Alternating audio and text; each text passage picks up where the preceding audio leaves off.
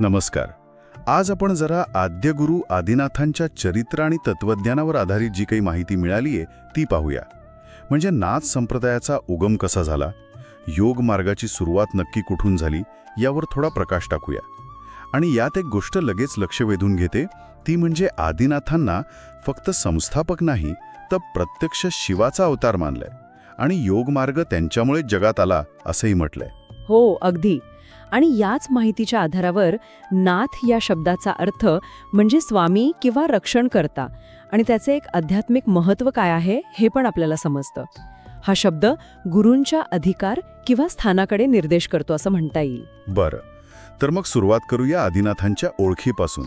या नोंदीनुसार ते नाथ संप्रदायाचे आद्यगुरू भगवान शंकराचा अवतार, म्हणजे या संप्रदायाची सुरुवातच एका दैवी व्यक्तिमत्वापासून झाली असं गृहीत धरलेलं दिसतं.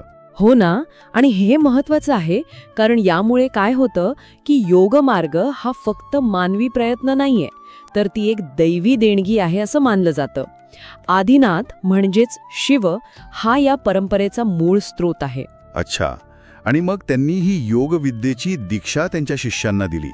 या माहितीत त्यांचे जे प्रमुख शिष्य आहेत त्यात मच्छिंद्रनाथांचं नाव येतं प्रामुख्याने. अगदी बरोबर. मच्छिंद्रनाथांपासून मग पुढे गोरक्षनाथ, जालंधरनाथ, कानिफनाथ अशी एक सशक्त गुरु शिष्य परंपराच सुरू झाली. आणि हीच परंपरा नाथ संप्रदायाचा कणा आहे असं म्हणायला हरकत नाही. म्हणजे एका पिढीकडून दुसऱ्या पिढीकडे ज्ञान कसं गेलं हे दिसतं. मग ह्या आद्य गुरूंनी नक्की काय शिकवलं, म्हणजे त्यांच्या शिकवणीचा गाभा काय होता या माहितीनुसार? त्यांच्या तत्वज्ञानाचा केंद्रबिंदू हा योगमार्ग आहे.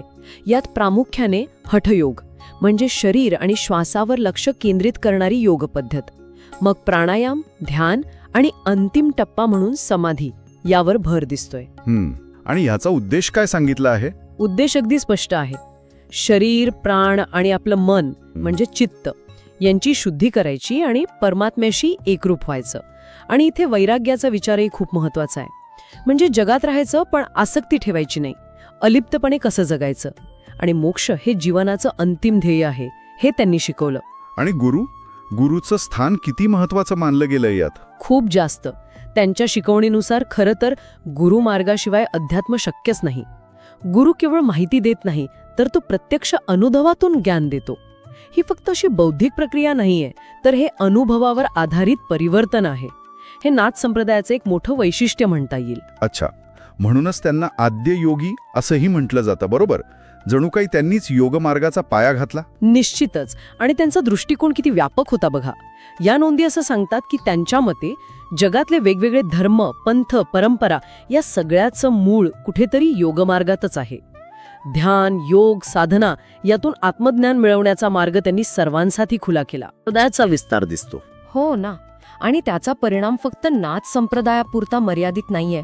महाराष्ट्रातली जी वारकरी संत परंपरा आहे तिच्यावर सुद्धा नाथ शिकवणीचा खूप खोल परिणाम झालेला आपल्याला दिसतो. हा विचारांचा प्रवास खरंच थक्क करणारा आहे. तर या सगळ्या माहितीवरून एक गोष्ट स्पष्ट होते की आद्यगुरू आदिनाथ हे केवळ एक योगी नव्हते, तर ते एक मोठे तत्वज्ञानी आणि खरं तर दैवी मार्गदर्शक होते. त्यांची योग साधना आणि शिकवण आजही अनेकांसाठी मार्गदर्शक ठरते आहे. ते एका पिढीकडून दुसऱ्या पिढीकडे गेलं. त्यांचा संदेश आजही या परंपरेतून जिवंत आहे. जाता जाता एक विचार मनात येतो.